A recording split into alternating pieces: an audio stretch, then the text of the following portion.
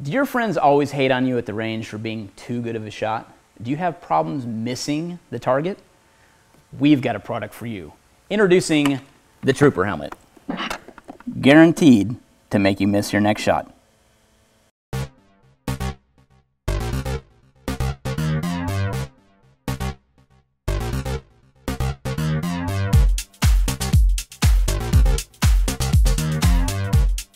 Hey, welcome to Gear Tasting. Sorry about my voice. It's still recovering a little bit from muster. I sound like a smoky jazz singer, as Rob says.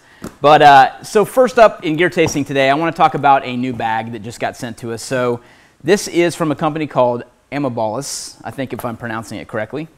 So this is a modern take on the duffel bag. So when I was in the military, we called them sea bags in the Navy. But this is kind of the traditional military duffel bag. It was great. I really loved having one of these.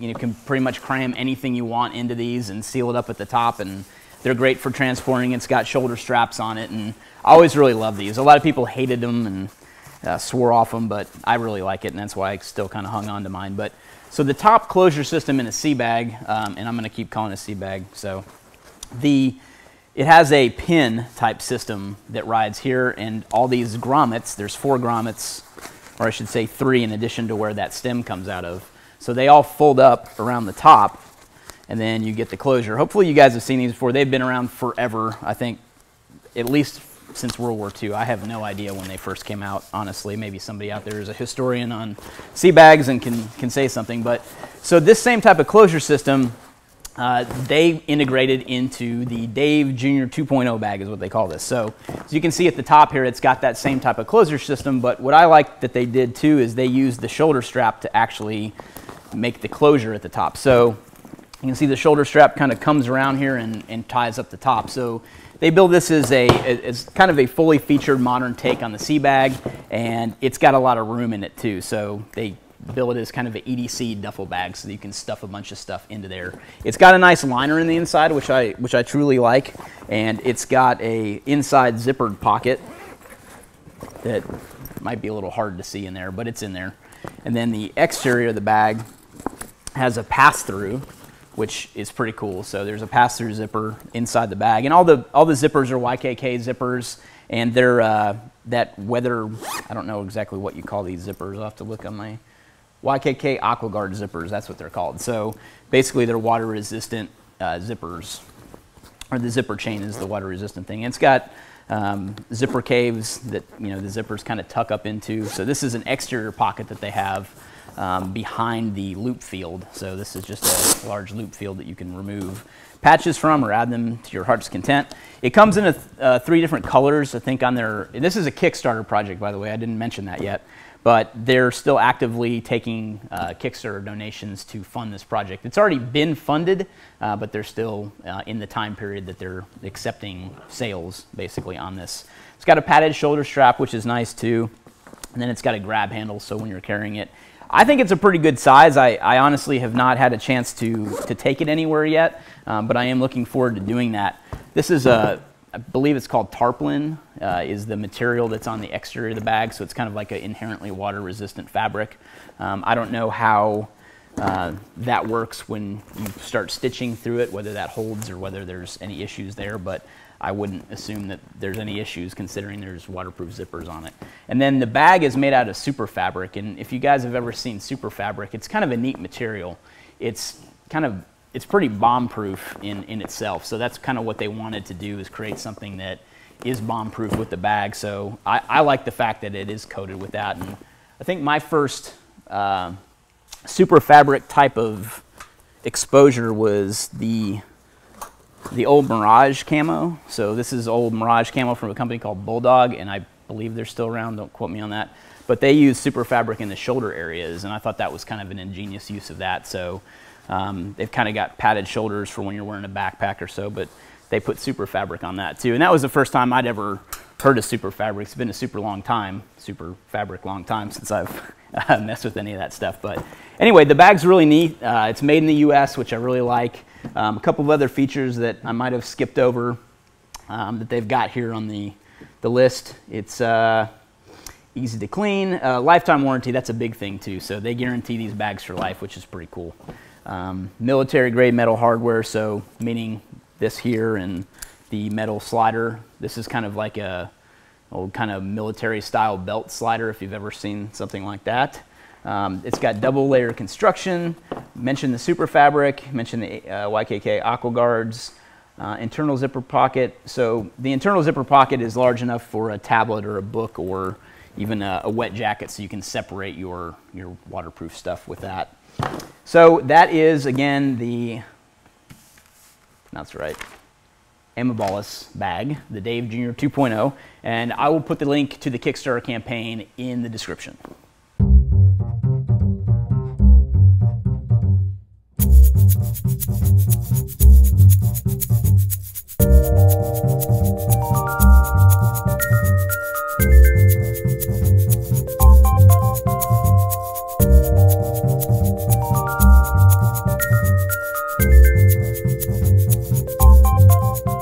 All right, guys, let's get to some questions over coffee. The first one comes from Jacob on Facebook, who asks, you've talked about NVGs on gear tasting. What are your thoughts about different options out there for IR strobes? So I have accumulated quite a collection of IR strobes over the years in my signaling bin, and I can go over a few of those with you and kind of talk about some of the pros and cons. Generally, the purpose for IR strobes is twofold. One, they provide an IFF device, so it's identification friend or foe. So you have an IR strobe going so that under nods you can tell friend from foe. So you see the flashing light or the glint from a IR patch or something like that, and you can tell that, hey, that's one of my guys out there in the field.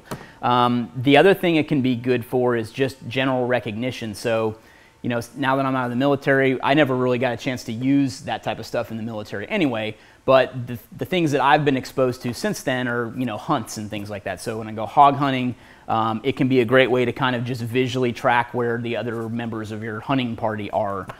So for instance, what we did too when I was out hunting on thermal and nods is we'd slap an IR strobe on the vehicle so that we knew where we were in proximity to the vehicle when we had to get back to it. So especially with, you know, super dark conditions, no moonlight and things like that, they can come in handy in that regard. So that's kind of the general purpose and my exposure to them. So that my review of what I've got is kind of limited to that type of environment. So if you're looking for traditional military applications, I'm not really the guy to ask for that type of stuff. I mean, I have a general idea of how they're used, but in the application that, you know, I've been exposed to is for, you know, hunting type stuff. So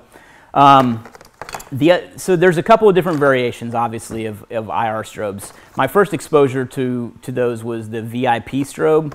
So they look like this, and this is actually what some of the guys were being issued back when I was in the Navy. So this type of strobe device has IR lights. So it's a turn type device, and I don't think I have a battery in here currently. I don't keep batteries in my electronics. I try not to. So, and I don't have. Yes, I do. Wait one. Sorry, I'm not prepared.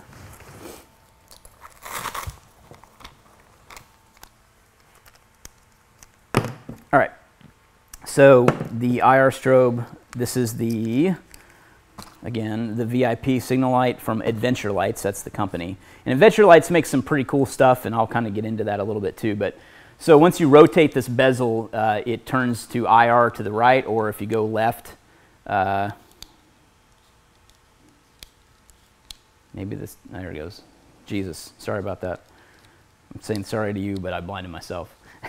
That's right. So this is off position at the top. This is IR. This is now solid green, and then this is a flashing green as you rotate it. My flashing green disappeared. I talked up this device and now it's not working right. So that is IR. The first turn to the right is IR, and I can see the red IR lights. That's solid green. This should be flashing green. I'm not quite sure why it's not flashing. At any rate, that's the VIP signal light. So, you know, I've tied this to gear before for a signal light.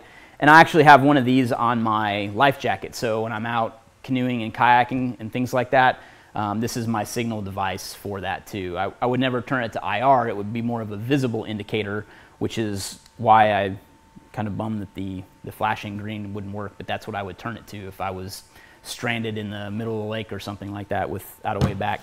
I would probably start swimming, but you know, just have one in case.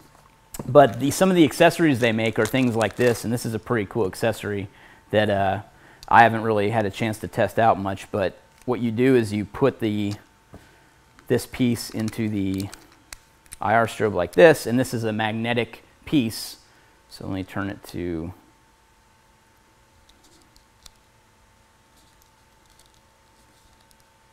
all right, so when the magnetic piece is on there, it doesn't move, and then when you pull it off, it turns green. So that's kind of like a tripwire type thing. So you can wire a little piece of line onto that, and you can use this as a tripwire indicator too. And being that it has IR capability, you could view that under nods too. So it's not just the strobe that's cool about Eventualites. They have a lot of little accessories like that integrate with those strobes. This is also, I believe, a pouch that they came up with for that, or Sotec came up with for the Eventualite VIP strobe too. And then you get into things like the APALs, and we've done a pretty extensive review on APALs. Eric did some stuff on them and how long they last, but this is like the device that we stuck on a vehicle. So we just slapped this on there, turned it on, and it's just a blinking light that you can put on there, but that's IR2 on the APALs.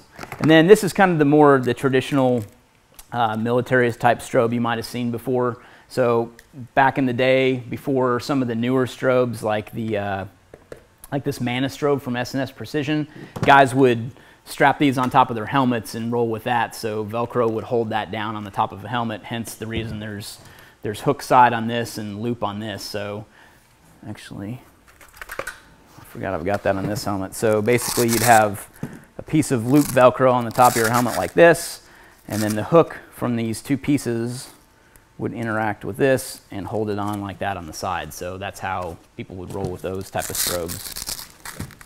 So the way that this functions is that this is an IR cover. So without the IR cover, it's a pretty bright strobe in itself. And then if you pull up on it too, it turns blue. It's got a cover that kind of extends like that. It takes 2 AA batteries. So that's another type of strobe as well. But you know, overall, the question was about my opinion. I think they've got a valid purpose, especially if you're under nods. Obviously, you're talking about an IR strobe, so you're talking about something you'd be under nods with. And then another S&S Precision product is the V-Lights. So I really like these things. They could stick on a helmet as well, but they've got either a solid light, they've got a blinking light, and then an off. So these are pretty cool as well for a strobe option. And they come on these little things that have a piece of cordage on them. So when you have it, you could, you know, turn it into a buzz saw to signal with too, to do that type of thing. And then they've also got the Mana strobe like this, to where if you hold it down, it buzzes to know it's in IR mode, and then you click it again. I'm sorry, you click the sides once it's on. If you hold down the sides, then it turns into, call me a liar again, it turns into a strobe that's green like that. So that's another option for kind of a day glow strobe too. Those are, I think that's probably the extent of the different strobes that I have. And again, I've got one of these in IR too, so that's an option for that. I know that Eventualites also makes these little small strobes too that come in IR, so that might be an option for you as well. But I really like the flexibility of these APALs because they're really easy to use and quick. So if you're not in an application where you need something on all the time and it's just a one-time use thing, these are great because once they're dead, they're dead. They don't come back to life. You can't recharge them. So it's got an internal, what do you call that, like a disk battery that's in there for those. So hopefully that answers your strobe question. All right, guys. Strict9 from the site asked, a lot of the stuff you have on here is great value, like the Garmin Fortrex. I remember when a unit twice the size was also twice the price. I remember that too. So my question is, what makes that LBT 1961 chest rig worth $420.18? I don't imagine you're using it for funsies, so I assume that you feel it's a good value at that price. Can you elaborate on why? Yeah, I'd be glad to. So I've gone through a bunch of different chest rigs over the years, and I keep coming back to two main styles. I keep coming back to Mayflower, which is now Velocity Systems, but I think it's still kind of under the Mayflower line, and then LBT. So they share some common characteristics, but I've always loved the features of the Mayflower a little more than the LBT. I just favor the LBT for some things because of the pocket dimensions and the storage space. And I'll kind of compare and contrast those here in a second. But I believe that the LBT is like $400 and some odd retail, but LBT always runs sales. They're always discounting things. There's always sales going on. So you can sometimes find these chest rigs. I actually bought this on eBay of all places, and that was a long time ago before mass gray was super hot or whatever it is now.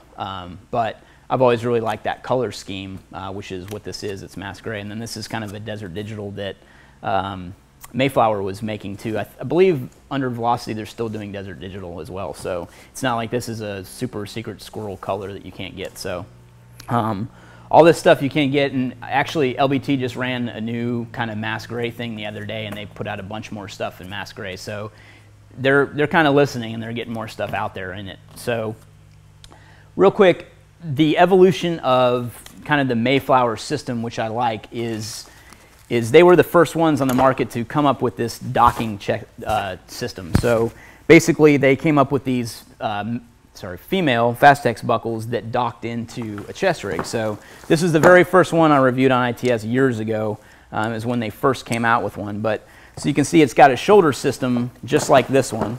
So it's a shoulder unit, but then it unclips from here, from the top too, and then it docks in. So basically when I first started messing with it, I thought it was just absolutely genius what they came up with. So basically it takes a system like this that was all moly. So this is one of the first versions they had. It was just an all moly front. And then because these pouches across the front that I added are all moly pouches, but when you're wearing it, it just docks in. So you put it in like this, then you put the waist strap around and things like that. So that's how it's secured. And I really like the fact that you could come up with different rigs configured different ways and dock them in and out. I thought that was a fantastic idea. So as they've evolved, this is now the Gen 5 kind of evolution of the UW chest rig, which I think this was still called a UW. That Molly one I showed you, it's just, I can't remember the name of it. But again, with this one, this is their split front Gen 5 UW chest rig. So with this one, you can actually unhook this here. So it's got kind of a safety retention, because zippers, as you know, can come undone, which is never good. You don't want that coming undone in the field. So it's got that G-hook retention on it right here, so it locks it in. But what I like about this is you can fillet the rig open, and the reason being for that, why you'd want to do that, is to get flatter on the ground, because once you have a chest rig built up with all your kit in it, it can be pretty, it can basically elevate your profile if you're coming down into prone. So you can actually fillet this open and kick it to the side and then, sink lower into prone. So I like that feature of it too. It's also a quick way to get in and out of it to ditch and don your chest rig. So the reason I keep coming back, even though that I love the features of the Mayflower, keep coming back to the LBT, is just space. I do like the fact that the Gen 5 started integrating these pockets, so now you can store stuff in each one of the segments of the Gen 5, which that's a huge feature that I love on the LBT 1961 too, is that it's got that. So for instance, on this, you can pull this apart, and that's where I store a lot of my nav gear and pens and pencils and admin supplies. So that's where I have like my map and comms card and protractor, a little Bic lighter and some pens and pencils and a Sharpie and things like that. So that's kind of my go-to spot for admin supplies. I just really like that option. And like I said, the Mayflower does have that, but one thing I keep coming back to LBT for is that I tend to carry a lot of shit, and I don't like being super weighted down, but I do have a lot of stuff to carry. When it comes to that, these side pockets, let me zip this back up so it's easier to kind of compare the two here.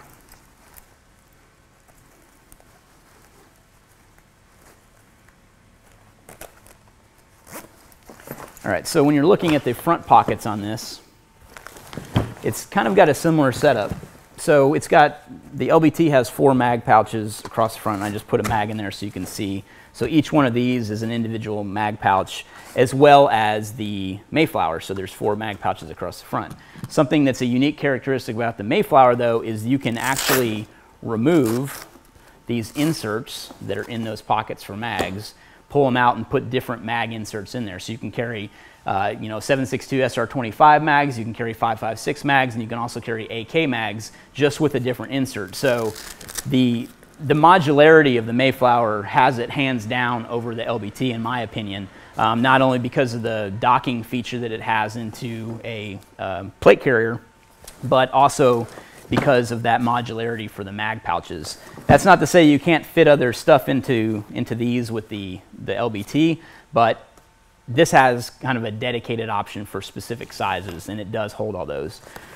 So again, then when you get to kind of the front of the pouches, this is kind of a large pocket, which I like. And then this is kind of a mag pocket or a flashlight. Across the top here is another large pocket, and across the front here is kind of another large pocket.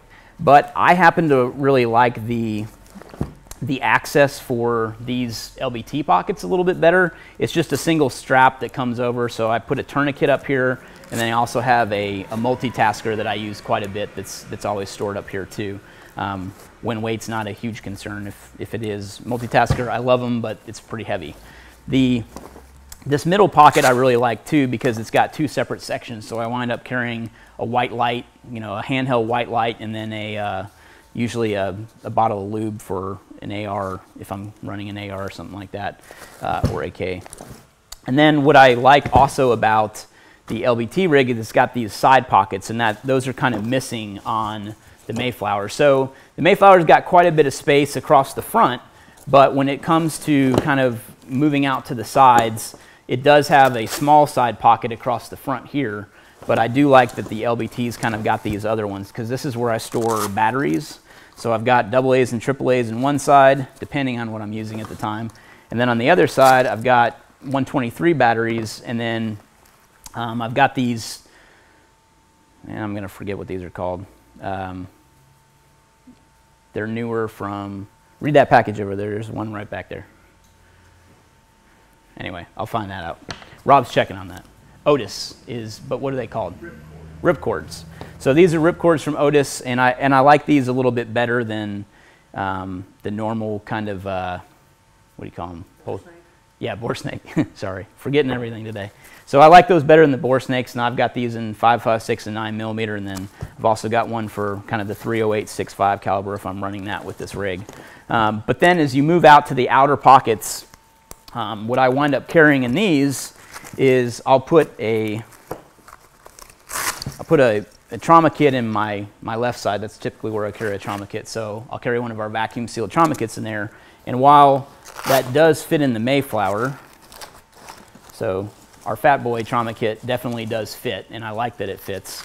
I just find that I like the storage space on the side that adds to that pocket. Not to say that I couldn't accommodate other things in there, but it just kind of works out that way. Oh, I forgot I have another little signal device in here that I carry. So this is another IR strobe. I believe it's from a company called something Fly. Can't remember. Terrible with that. CJ Engineering is who makes them. Anyway, so this is a small strobe. I just need to flip the battery around the other way and it goes off. So I carry that. And I really like that too. These are kind of, the pouches that are actually on the 1961 are designed for M60 rounds. So it's got a little cover across the top that you can pull a belt-fed M60 rounds from this. But I can't remember what these little small pockets are for, but I actually really like them because I do keep this strobe in one side, and on the other side, I keep the retractor for the shears that I carry. So the shears kind of buckle in on this side, and then that retractor stays inside of this, which I like too, because I always like carrying trauma shears in my kit. And then this side is great too, because what it has is a pass-through in the back. So it's got a large pocket behind this, and that's where I keep comms at. So I put my radio back there. Either that or I'll hang it directly on the shoulder strap, depending on how frequently I'm accessing. And if I'm running, what happens really is if I'm running a comms lead to to comms, which I usually have back there, I will have it in a pouch. But if I'm running, if I'm constantly hitting the talk button, I usually have it right here to talk. And that's what this Rigger's rubber band is too, is to help tie down the antenna when I'm running it on a shoulder like that. So again, on this side, I typically have my survival kit stuff. So I'll carry a survival kit, usually a survival blanket, lock picks and things like that. And then to the front of this, I've got some chem lights across the top. So that's kind of typically my loadout. And I like how everything kind of ties in with the pockets on this. Not to say I couldn't do the same thing with the Mayflower. I just feel like the pocket options are a little more versatile, and as an organization OCD junkie, I kind of favor this because of the pockets.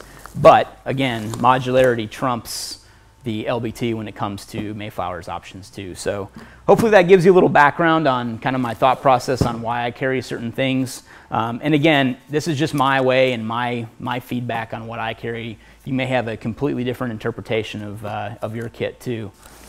But the good thing about this is that you can remove the shoulder straps and dock it into a plate carrier. So the main benefit why you'd want to do that again too is so that you're not running two sets of shoulder straps, because if you've got your plate carrier shoulder straps, then you've got the shoulder straps that come from the chest rig, and that can get a little unwieldy too. So it's nice to have that option to remove those.